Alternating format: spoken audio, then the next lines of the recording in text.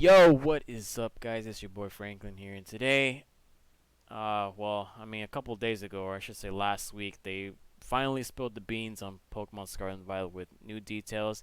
But the Pokemon Company and Game Freak have been revealing information, little tiny bits of information every day, and the biggest one that actually came to me, that really crossed my mind is like, they always talk about, well, how open world this game is gonna be.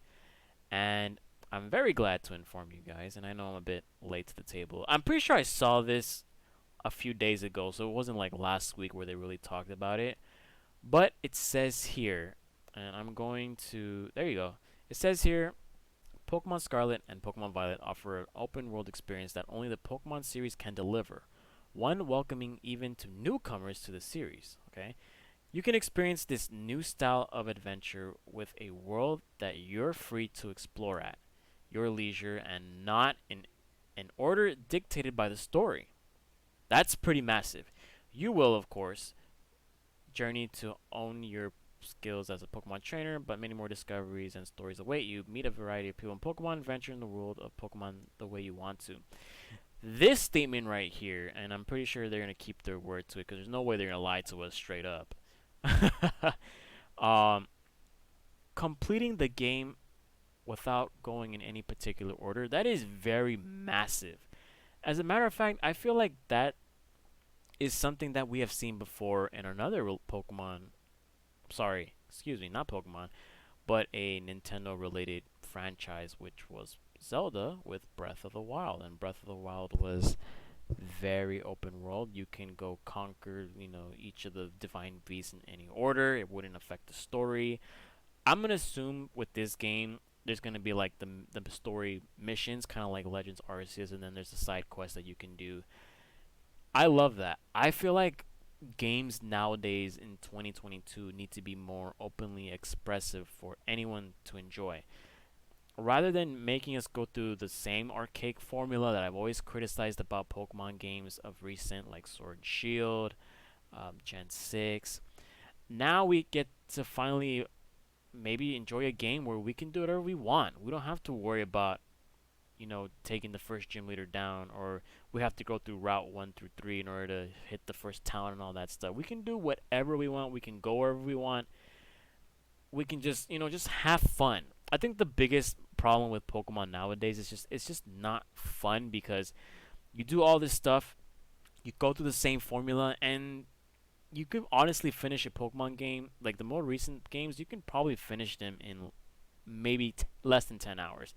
That's not fun. Of course, Legends Arceus is the exception because that game was actually fun and gives us a bit of a smidget, an entree, or not an entree, but an appetizer to what an open world Pokemon game should be. And this game is giving me hope. I'm really excited for that. Let me know what you guys think. And looking at some of these screenshots here, obviously, game footage is not final, yada yada yada. And I'm really glad they introduced co-op because co-op for me, the wild area was not good. Now, I feel like I wouldn't even consider the wild areas or, the Isle Armor to be co-op because you just see the avatars of different players and you don't really interact with them. You can click on them and then they'll give you like an item or whatever. But it really wasn't an immersive experience. But allowing you to have multiplayer gameplay with up to 4 players is pretty damn good. Because isn't that the whole point of a Pokemon game? You meet new people every day, whether you're trading or battling, and like, hey, invite them to your game. I mean, this is where I feel like, Nintendo Switches or in-game features should be like game parties or message parties or game chats. This will be pretty cool. You can chat with your buddies. Obviously, Discord does exist, and we know that, but I feel like we need something that can help enhance that experience. Heck, we have games that do that. Call of Duty has parties and all that stuff. They create it for you, but at the same time, it's like Pokemon. I'm glad they're in the right direction with this, and I'm glad they're implementing this feature. But I feel like maybe once this game gets released, you'll start realizing that Nintendo Switch is pretty damn old, and it kind of is a bit lackluster on certain things, and who knows. And I think that's pretty much it for the superficial stuff. Now, obviously, we got the new Pokemon. I'll go over the new Pokemon once to get more Pokemon introduced. I'll probably do like a reaction video to all the Pokemon that are on the Pokedex. You know, that'd be pretty cool. But I'm waiting for an updated Pokedex. But yeah, two features with Pokemon Scarlet and Violet: open world, no order dictated by the story, and co-op. That's pretty good. I'm After seeing the diabolical feature that was Festival Plaza and the lackluster Ycom, it was about damn time we finally get some sort of co-op in Pokemon. I mean, if you watch like literally every single Pokemon anime episode, the main character Ash or whoever it is always accompanied by either his Pokemon or other trainers, and it's like, yo, why can't we do that in the actual game? Rather than have a NPC follow us around, why don't we actually get actual players to do whatever we want? That'd be pretty cool if you can complete missions, like there are co-op or specific co-op missions that you can do with your buddies. That'd be pretty sick. Or you can do an entire story mode gameplay with your buddies. That'd be pretty sick. And to be honest, you can obviously maybe you can do Nuzlocks like that. Nuzlocks, hardlocks, whatever you do in an actual game, rather than splitting uh, game cartridges. That's pretty cool.